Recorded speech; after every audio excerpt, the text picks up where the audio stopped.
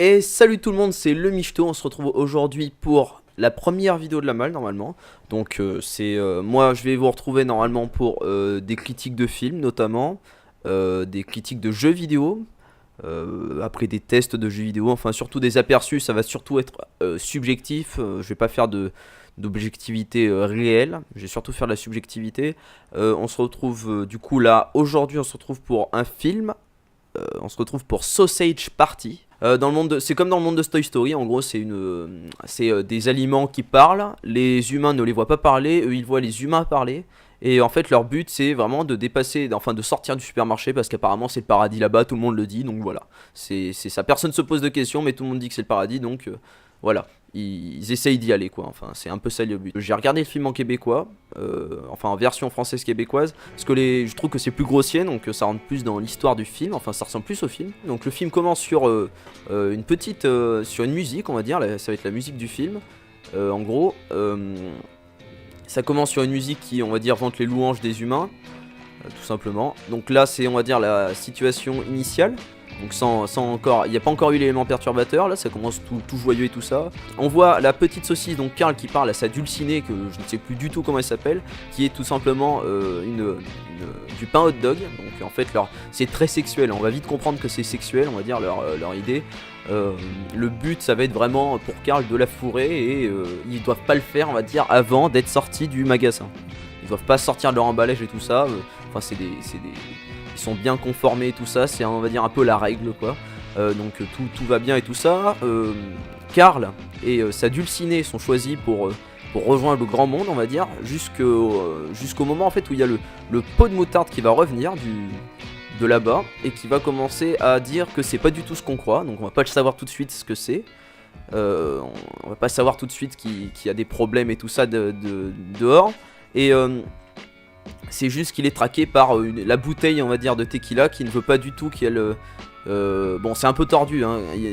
La bouteille de tequila ne veut pas que la moutarde révèle ce qui se passe, sinon ça serait vraiment la catastrophe et tout ça. Et puis on va voir tout au long du film que ça va être après la cata. Donc bon, après il y a l'élément perturbateur, évidemment le pot de moutarde se suicide. Donc un suicide assez gore, on va dire, même si c'est un dessin animé. Et à ce moment là ça va être la cata, on va voir comme... Enfin la scène je trouve on va dire du champ de bataille est pour moi la meilleure scène du film, elle est très très bien réussie. Et puis c'est à ce moment là que va commencer la vraie histoire du film, où c'est tout simplement la saucisse et son groupe de potes, on va dire, qui vont essayer d'échapper au grand méchant. Alors on sait pas trop ce que c'est finalement, c'est une sorte de truc pour se laver le cul ou quelque chose d'autre, pour se laver un trou en tout cas. Je sais pas si ça existe en France, c'est un peu bizarre, ça ressemble à une sorte de balai à chiottes et en même temps une sorte de pipette parce qu'il y a un trou. Donc c'est un peu bizarre, enfin on va voir qu'il ne résiste pas à ça, qu'il est percé, on va dire, le tuyau est percé, pas le tuyau, non, le réservoir est percé, il va être obligé de se nourrir des autres aliments, comme par exemple, bon, il va commencer par le jus de fruits, il va le boire tout simplement, enfin, vous voyez la scène qui se passe, vous voyez bien que c'est un peu dégueulasse. Ensuite il y a donc après tout ça, il trouve, on va dire, des amis. Notre ami Carl, il trouve évidemment la tortilla, alors là il y a une opposition de religion qui est assez marrante. Là on trouve la tortilla qui est bien évidemment musulmane, et on trouve aussi un beignet qui est juif. On les trouve en fait qui se battent, qui se chamaillent un peu tout le long du film, et qu'au bout d'un moment finalement à la fin, quand ils rejoignent leur camp respectif, ils se rendent compte que finalement ils s'aiment bien et qu'il n'y a pas de raison de se faire la guerre, quoi. C'est assez marrant. Donc le but en fait de Carl dans toute la première partie du film, c'est vraiment de retrouver le moyen de se barrer en fait, en gros, de se barrer du supermarché ou d'autres comme ça, sauf qu'il rencontre du coup la bouteille de tequila, et à ce moment là il va se rendre compte que enfin, la bouteille de tequila va lui donner des indices. Et alors c'est des aliments, comme vous savez, non périssables, donc ils ne peuvent pas se périmer, qui ne sont pas jetés du coup. Donc c'est pour ça que la bouteille de tequila en sait autant. Elle connaît tout du début, enfin de la création, on va dire, de ce supermarché jusqu'à sa destruction sûrement. Enfin jusqu'à ce qu'elle soit achetée en tout cas. Bon après c'est vraiment de la personnification tout le long. Donc là le tacos, on le voit là, c'est une sorte pas de prostituée mais de stripteaseuse un peu mexicaine quoi. Il y a un petit côté mexicain avec la bouteille de tequila et tout ça. C'est marrant, c'est plutôt bien fait. Et du coup, à un moment, il y a l'ami de Karl, donc la petite saucisse, je sais plus du tout comment il s'appelle non plus, je retiens pas les noms, qui arrive à sortir enfin qui a été achetée elle du coup, qui arrive à s'enfuir de la maison où se sont fait suicider tous ses petits camarades. Karl, mon gentil Karl, Karl, mais qu'est-ce qu'ils t'ont fait? Non! Oh non, non, non, non!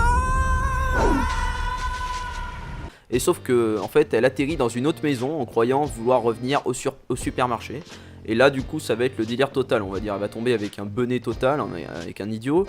Et cet idiot là va prendre de la des sels de bain, la fumée des sels de bain. Et il va pouvoir voir, enfin par ce moyen là du coup, comme il est drogué, il va pouvoir voir la petite saucisse bouger et tout ça, enfin lui parler et tout. Donc bon, il va dire au début c'est des hallucinations et tout ça, et il se réveille et évidemment il voit plus la saucisse bouger, et même les autres aliments d'ailleurs. Alors là, à ce moment là d'ailleurs, dans cette maison on va retrouver un truc qui est assez marrant.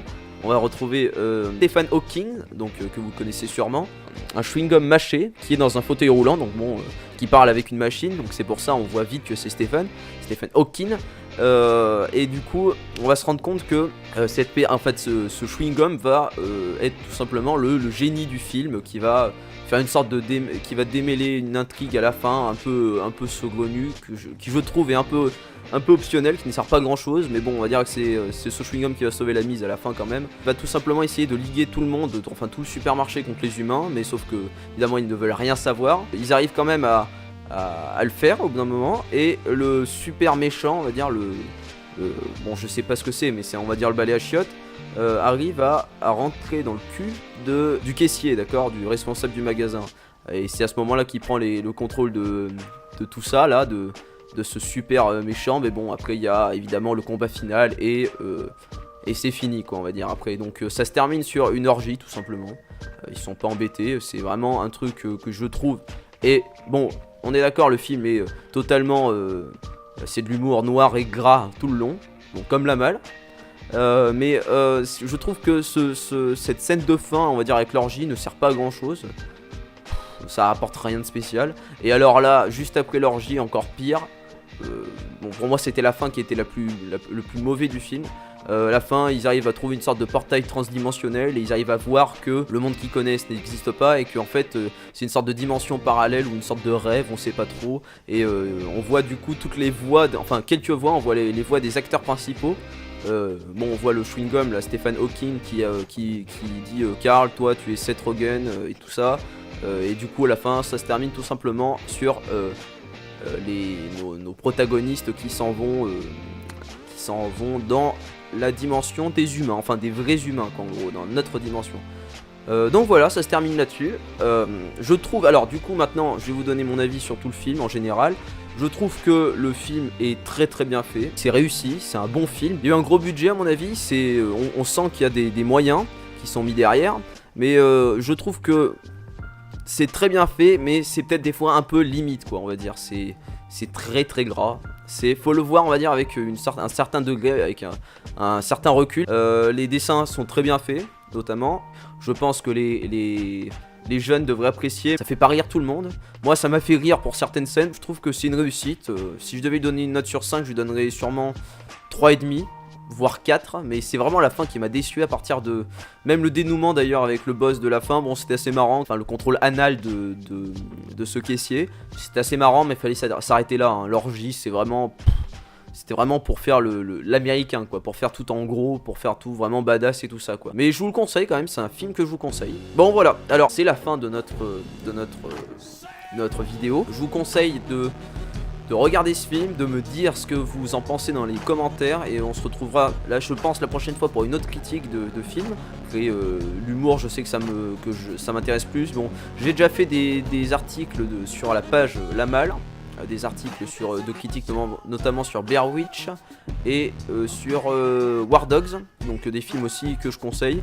Je pense pas faire beaucoup de critiques sur des films que j'aime pas ou qui ont été mauvais, tout simplement parce que je serais pas motivé.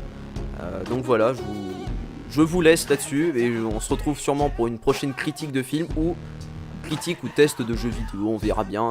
Donc voilà. Allez, ciao tout le monde, c'était le Michto pour la malle.